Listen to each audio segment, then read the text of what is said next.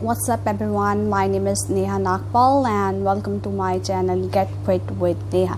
So in today's video we will be discussing about high protein salad. High protein is salad, something that will keep you full for next 2 to 3 hours. This salad you can take it in the morning, lunch, as a snack, but if you are taking a snack, keep your portion control little less, or for your dinner.